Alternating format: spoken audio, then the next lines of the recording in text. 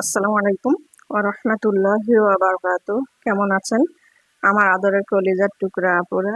আল্লাহ সবাইকে ভালো সুস্থ রাখার তৌফিক দান করুন, এই দোয়া সবসময় করছি এবং আপনাদের দোয়ায় আমিও ভালো আছি আলহামদুলিল্লাহ। আল্লাহর কাছে শুকরিয়া জানাচ্ছি। আপুরা, আজকে আমি আপনাদের সামনে হাজির হয়েছি জালি কুমড়। আমি আজকে জালি কুমড়ের চপ বানাবো।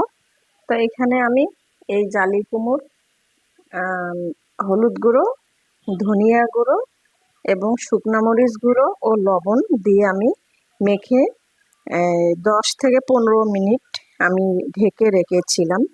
ঢেকে রেখেছি এই কারণে, যাতে কুমড়োটা আমি যখন চপ ভাজি করব ওই সময় খেতে যেন মজা লাগে এবং মশলা লবণ সবকিছু যেন কুমড়োর ভিতরে যায়।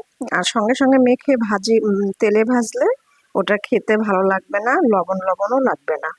তো এর জন্য আমি 10-15 মিনিট আমি ঢেকে রেখেছিলাম সবকিছু উপকরণ দিয়ে মেখে রেখে। তো এবার চলুন তেলে ভাজানো যাক। তো আমি চুলার মধ্যে কড়াই বসিয়ে দিয়েছি, একটা তাওয়ার মধ্যে আমি সরিষার তেল দিয়ে দিলাম। এবার আমি জালি কুমড়োগুলো এক এক করে দিয়ে দিব। বিসমিল্লাহির রহমানির রহিম।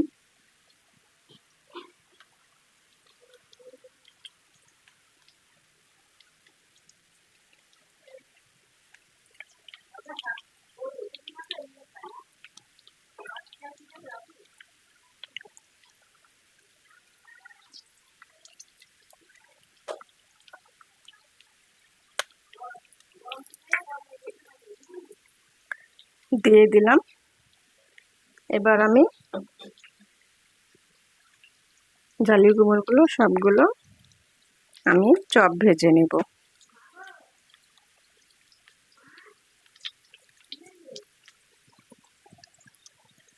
তারপরে আমি এখন ওই পিঠ করে দিব।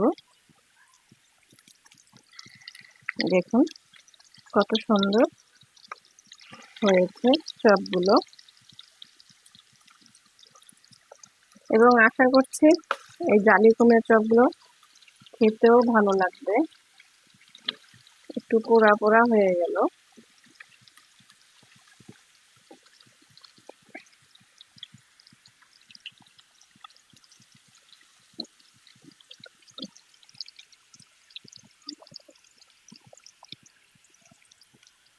সিদ্ধ হয়ে আসছে, এই দেখুন, এই যে খুরসুন দিয়ে দেখাচ্ছে যে সিদ্ধ হয়ে গেছে।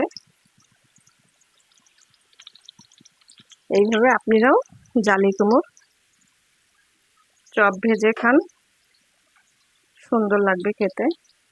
আমরা যেমন বেগুন চপ বানাই, তারপরে পটল তেলে ভাজি 2 ভাগ করে, ঠিক এইভাবে গোল গোল করে জালি কুমড়োর তেলে ভেজে চপ বানিয়ে খান। আশা করছি গরম গরম ভাত দিয়ে খেতে অনেক ভালো লাগবে।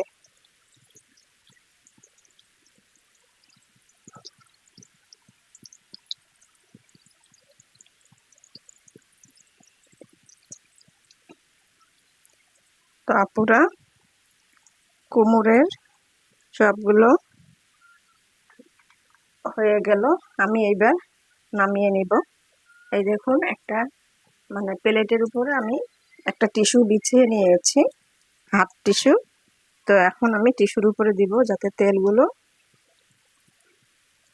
টেনে নেয়। না নিলেও চলবে, যেহেতু এটা সরিষার তেলের। তারপরেও আমি নিচ্ছি, অতিরিক্ত তেল দেখানো যাচ্ছে।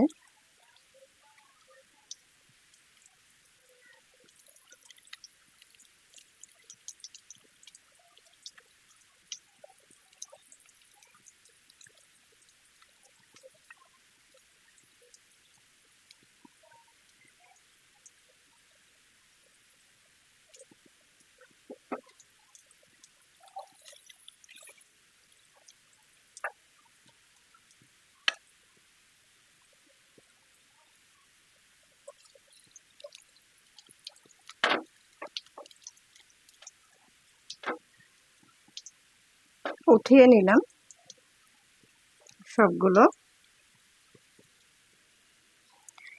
আপুরা, হয়ে গেল জালি কুমড়োর চপ বানানো। তো কেমন লেগেছে চপ বানানো ভিডিওটি অবশ্যই কমেন্ট করে জানাবেন। লাইক দিন, বেশি বেশি করে শেয়ার করুন। দোয়া চাই ছোট্ট রান্নাঘর চ্যানেলটিকে সাবস্ক্রাইব করতে একদমই ভুলবেন না। যারা নতুন আপুরা দেখছেন, পাশে বেল বাটনটি ক্লিক করে আমার ভিডিওর পাশেই থাকুন। তো সবাই ভালো থাকুন, পরিবারকে নিয়ে সুস্থ থাকুন, এই দোয়া কামনা করে রেখে দিচ্ছি। আসসালামু আলাইকুম ওয়া রাহমাতুল্লাহি ওয়া বারাকাতুহু।